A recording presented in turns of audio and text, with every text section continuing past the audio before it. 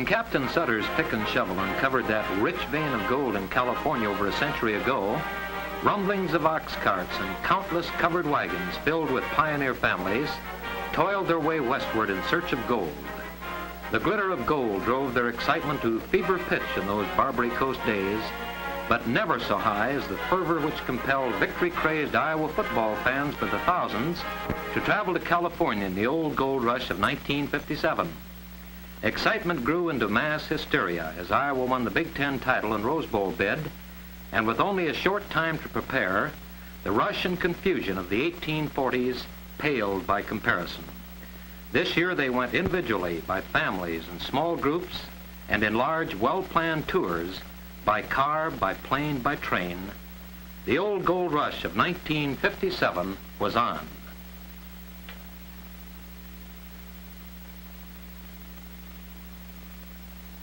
The Hawks' flight was to be from Cedar Rapids, Pasadena bound.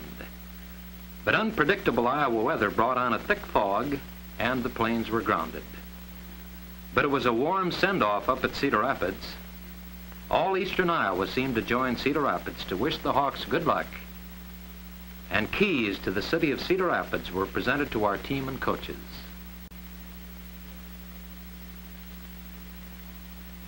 A change of plan sent the team to Moline by bus. Freddie Harris shoots the departure.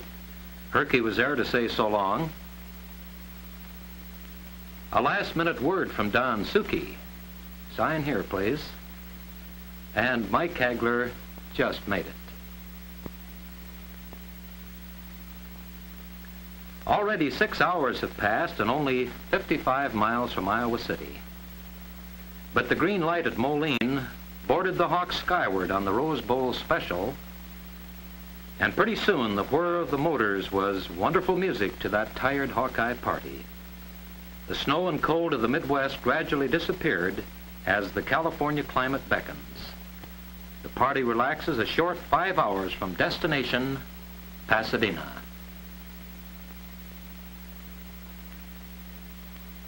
Evie thanks the tournament committee at the Huntington reception, and a bright spot was the presence of the beautiful Queen and Court in their traditional orange shower.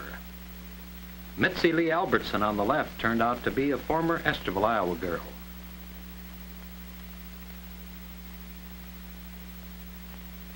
The reception was fine, and the team went right to work the next day, traveling the round trip daily by bus. The journey was actually 12 miles each way.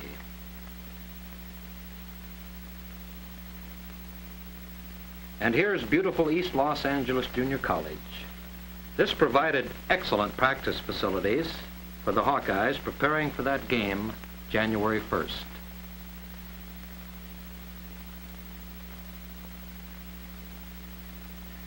It was just about 75 degrees the day of opening practice for our Hawkeyes.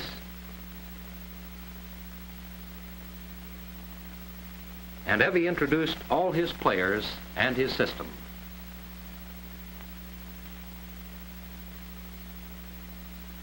Hundreds of pictures were taken by press, radio, and television,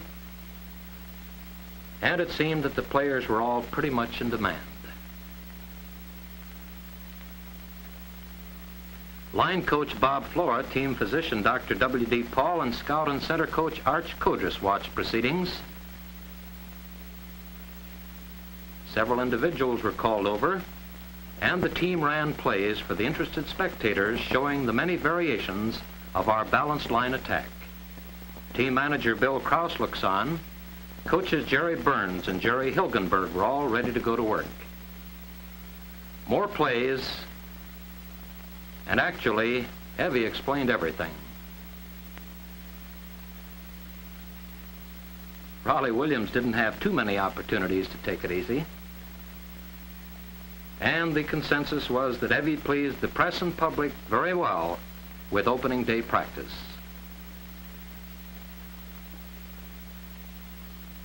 Well, there were a lot of details to work out. Athletic Director Dr. Paul Breckler discussed some of the details with Leigh Leishman, chairman of the football committee. And Iowa faculty representative Dr. Robert Ray joins Mr. Leishman, John Bigger, Dr. Breckler, and Bill Nicholas discussing plans. Director of University Relations Jim Jordan and Lowell McAdam and Mr. Leishman had to work out problems of transportation and coordination while the Iowa party was in California. Tournament headquarters, the nerve center of Rose Bowl planning and preparations, is busy all year. There is only one salaried tournament official in the 150 Pasadena businessmen who donate their time. Deep in the Arroyo Seco lies the Rose Bowl Stadium. Rugged and concrete, it seats upwards of 100,000. And yearly, the classic game is viewed by capacity crowds and millions more on television. The towering San Gabriel Mountains provide a truly inspiring background to the historic, fabulous Rose Bowl. The palatial, beautiful Huntington Sheraton was headquarters for the team and most of the Iowa party in Pasadena. Mrs. Jerry Burns and son Mike enjoy the sunshine and beauty on the grounds. And the picture bridge at the Huntington was a landmark for all to enjoy. Mrs. Buzz Graham takes an opportunity to record the occasion on film with daughters Sherry and Connie. The swimming pool was a popular spot to while away some spare time. Mrs. Evashevsky, Mrs. Bump Elliott, and Mrs. Eric Wilson are soon joined by Marion and Tom Evashevsky. Actually, the little ones needed supervision, but that heated pool certainly was a delight. The temperature remained in the 70s during the entire stay. Sometimes it got in the 80s. Mrs. Archie Codrus basked in the sun with son Bob at the water's edge. And then Mary Jo Codrus joins the party in the pool. Still two more youngsters put on their suits and take to the water. Then here comes Stevie Breckler jumping in the pool. On the far side, we see the younger son of Bump Elliott, and Mrs. Elliott lends a helping hand. Mrs. Whitey Pirro joins the group. Mrs. Burns takes a dip. Dr. Bob Ray takes advantage of the sunshine for a bit of photography with daughter Jenny Lou. Yes, you can all see the Huntington Pool, obviously, was the bright spot for the mothers and the kiddies. Lots of fun.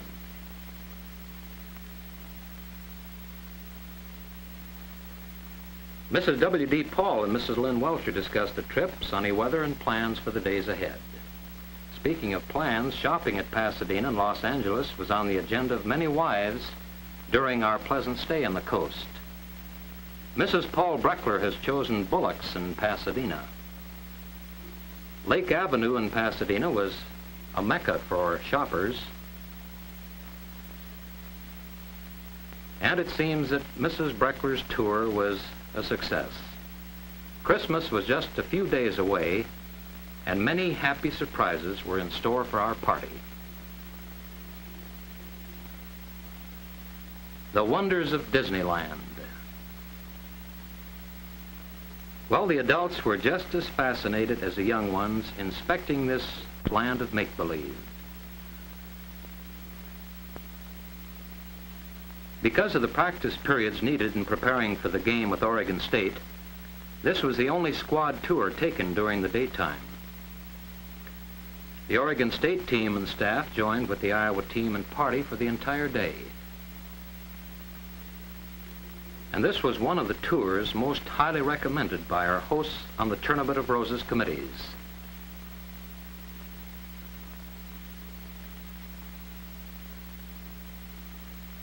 Still more beauty was added when Queen Anne Mossberg and her lovely court made a belated appearance. Actually, our entire party were guests on this occasion of the creator of Disneyland, Walt Disney.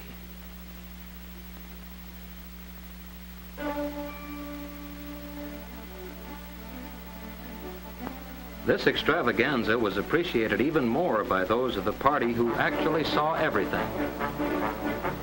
Disneyland, long a fantasy, suddenly became a reality.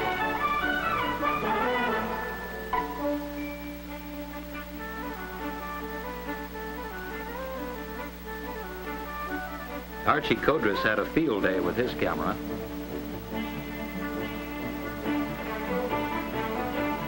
This little machine really did a land office business.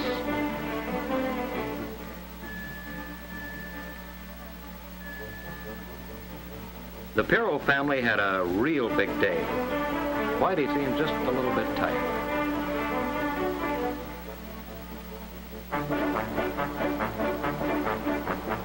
An occasional rest was certainly appreciated. Mrs. Ray and Mrs. Breckler watched Paul Breckler and Stevie Breckler high aloft. And by the looks on their faces, it was quite hard to determine whether Disneyland was more popular with the adults or with the kiddies.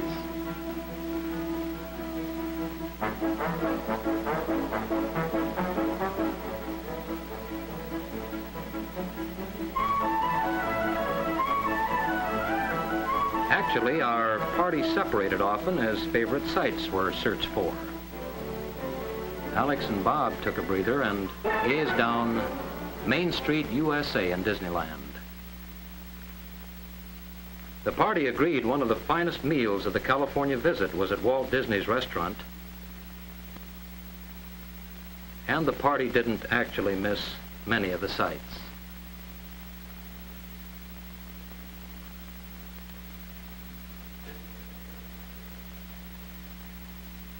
Frontierland was highlighted with the appearance of the famed riverboat, the Mark Twain, just rounding the bend.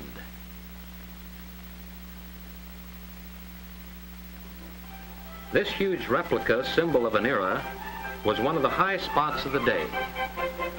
Life-size, ornate and thrilling. Many boarded the vessel and relived the days on the Mississippi River.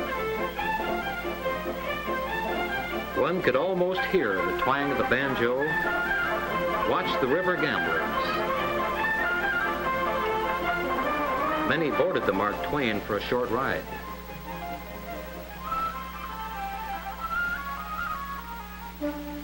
You could hear the swish of the paddle wheel. Adventureland in Disneyland. It seemed there wasn't time in one day to see and try everything, but we tried. The Floras joined the fun, and there was lots of that.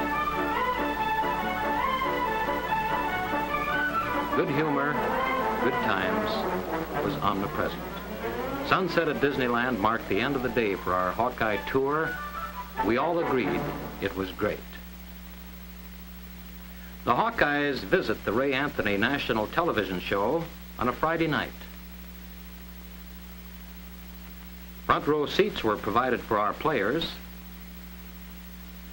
and we even saw the commercial side of a national television operation.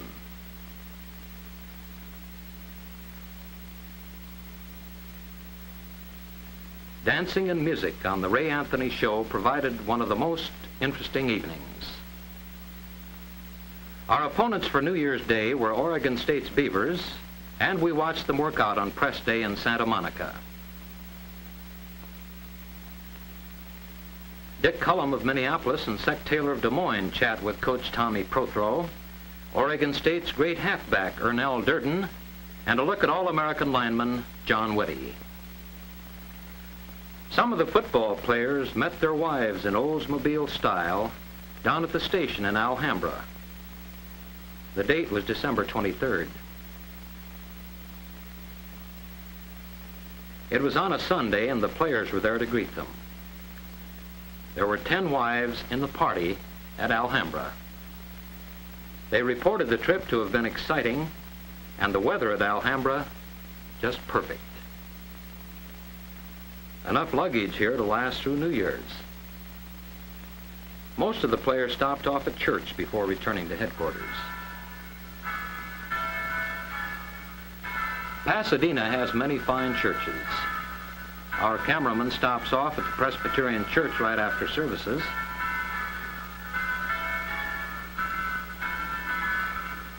And we saw Hawkeye's Fred Harris, Jim Willett, Roy Capitelli and wives among the throng leaving services.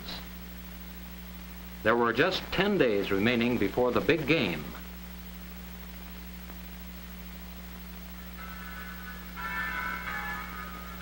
Many friends joined some of our Iowa players leaving services at St. Philip's Church, also in Pasadena. Jimmy Gibbons, Bill Krause, Bill Stifter were all in attendance. And some friends stopped by to visit with our gang.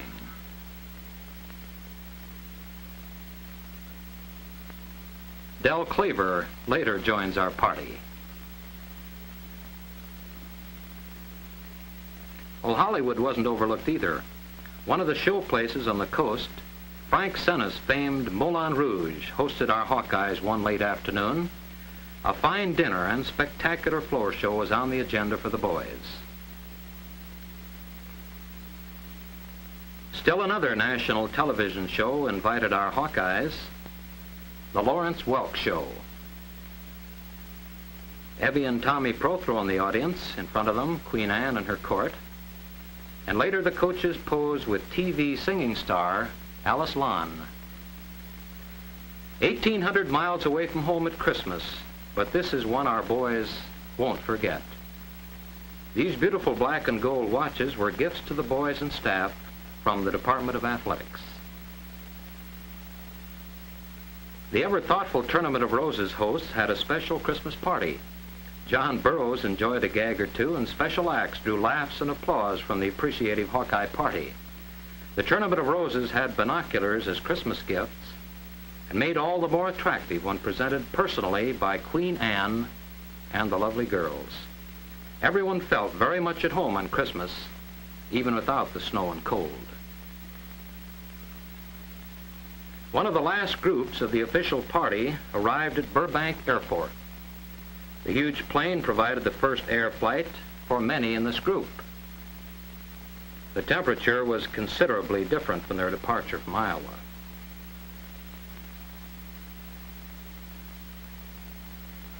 Among those arriving was Governor-elect Herschel Lovelace, State Representative Scott Swisher, Dean Mahan of the Athletic Board, and Mr. and Mrs. Willard Archie all leave the plane.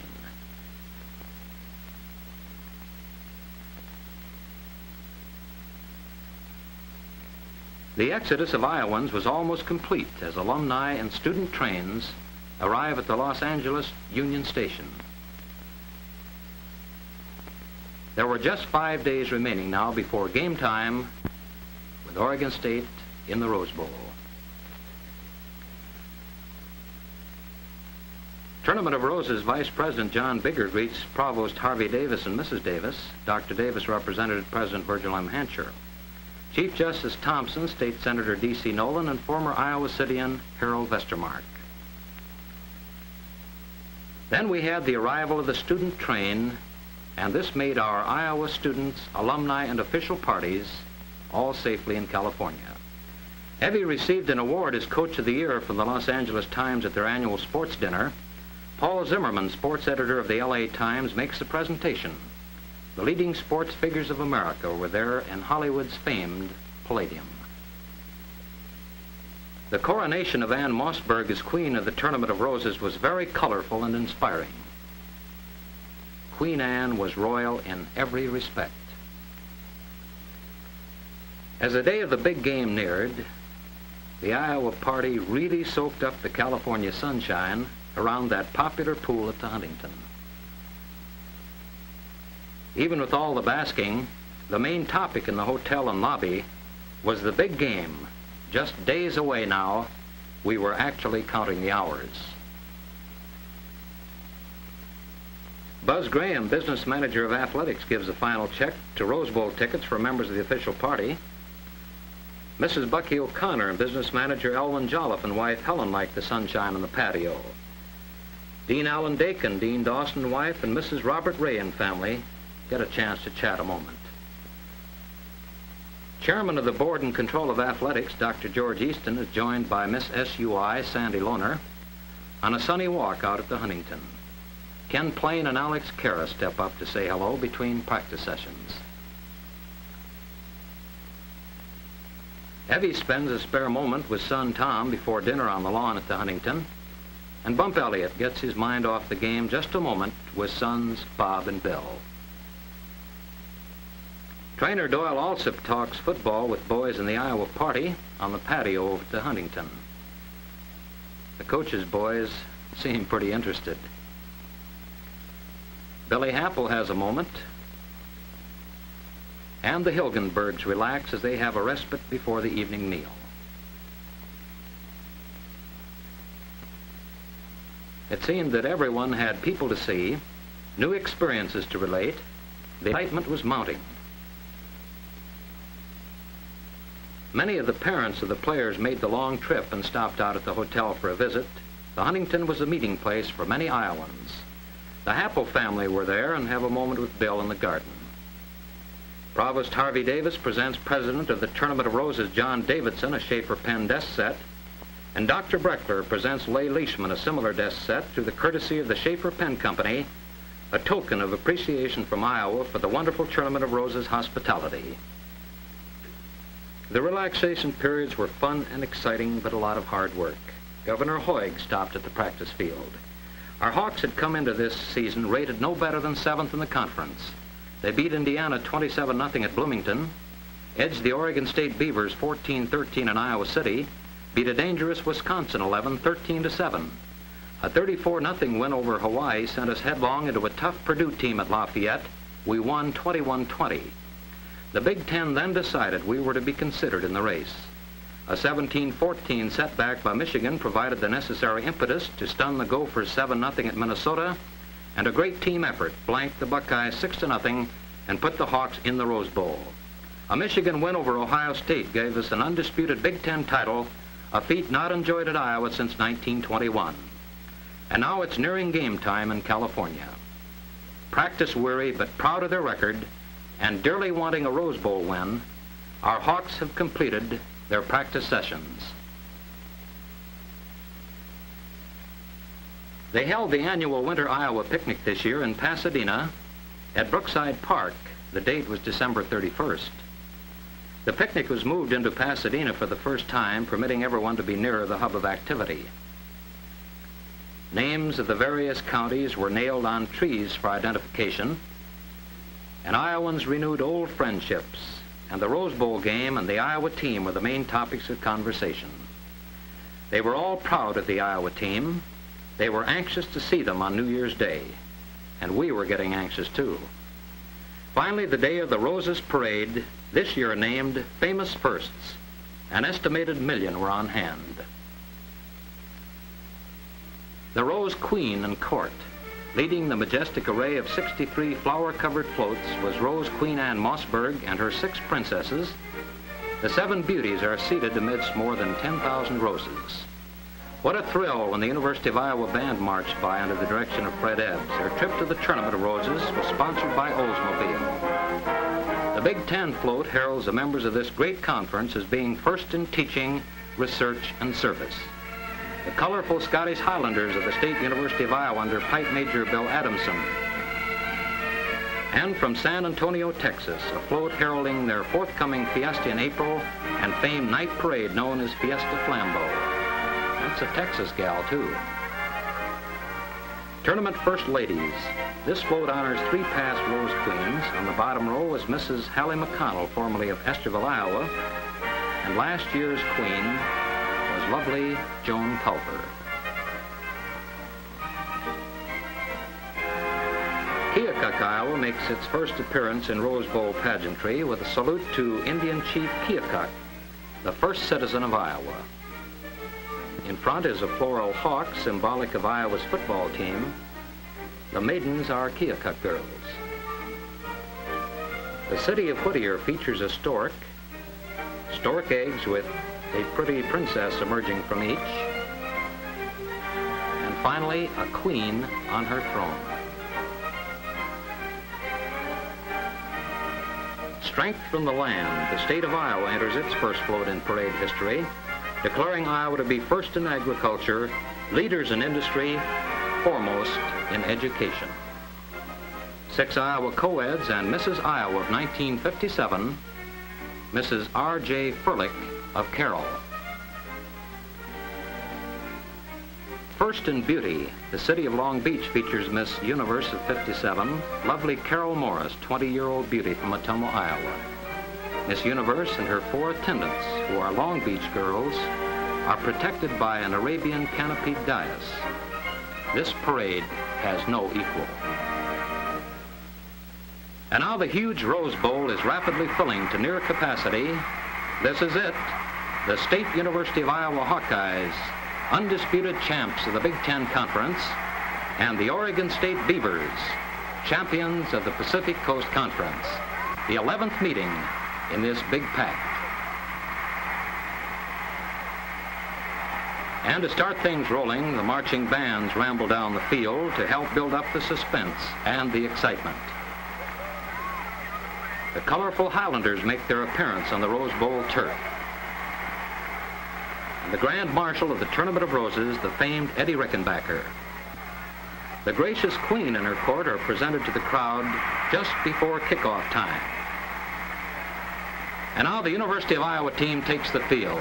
And what a thrill this was.